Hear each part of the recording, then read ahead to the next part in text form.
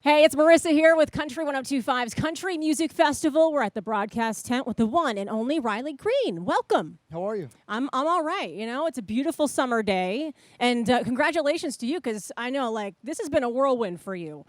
Number one with There's This Girl, which, I mean, what were you expecting when that first single's released and all of a sudden, here it is? I don't really know that I had a lot of expectations. I mean, I never thought I'd sign a record deal. So when I signed with Big Machine, obviously the thought of maybe a song on the radio comes to mind. That'd be a pretty cool thing, and they do a good job with it. But for the song to do what it did and just take off and people really, kind of buy into a new artist and start playing my music like that was pretty amazing to see, and especially now seeing the aftermath and people singing this song all over the country. Yeah, I've read that you feel kind of like it's an out-of-body experience because you've been experiencing so much since that because of the success of this song.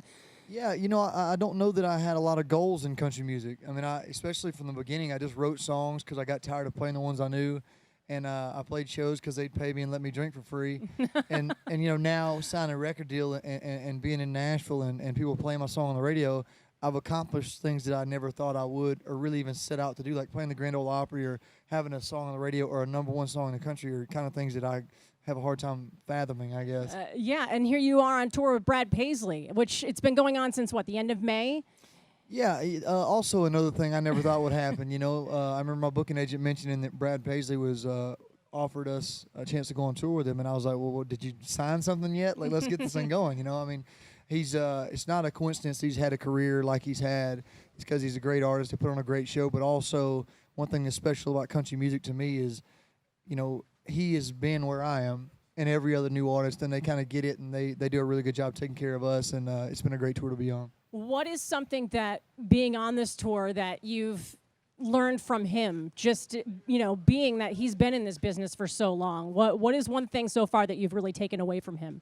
Well, I didn't even know what went into being on a major tour, and how many people are behind the scenes making something like that work. And the fact that, he takes the time to, reach out to a guy like me and just the way his whole camp takes care of us is something that I would like to do, one day to an opening act that I could take out with me is a big thing. But his live show, I mean, to keep a crowd engaged for that long, it also helps to have like 20 hits too to play. So that's another thing to look forward to, I guess, in your career. But he also takes good care of us backstage. The catering is great, so we're not roughing it on this tour. Eating okay is what Mom will be happy about that.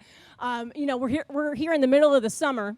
And I know that we're getting you to play some cornhole later. You got a good game or what?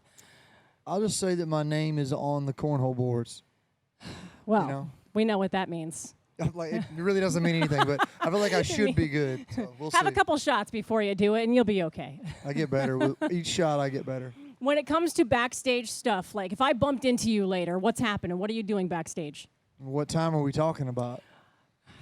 Because it could change. After your set, what are you doing? Well, so we're filming this. Okay, so this is on air. No, we go and watch Brad's show. That's what we do. Brad's got a couple of bars on the stage, which is a pretty cool thing about his live show, and we'll go hang out. And Brad's even nice enough to maybe let us slip out on stage with him for a song. So, it's not every day you get. I used to have to pay to go to Brad Paisley concerts. Right. Now I get to watch him for free. So we hang out and watch a lot of the show. Very, very cool. You just announced that you're doing the next tour for yourself, headlining tour. My headline tour is called Get That Man a Beer Tour, after my last EP I put out, and it's going to go back and hit a lot of those markets that really helped me to build a following and sign a record deal in the first place, and it's going to be very different, but that's it's also cool to go to some of these markets with Brad, get in front of some of his fans, try to win them over, and then go back on my own and headline a show and see if anything took, I guess. Yeah, and when's the full album going to hit our hands? Soon.